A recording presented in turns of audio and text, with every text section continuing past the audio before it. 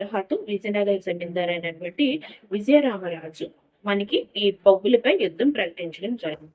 అయితే బొబ్బిలి జమీందారు ఎవరు అతని యుద్ధాన్ని ప్రకటించిన టైంకి మనకి బొబ్బిలిలో ఉన్నటువంటి జమీందారు ఎవరు అంటే రంగారావు.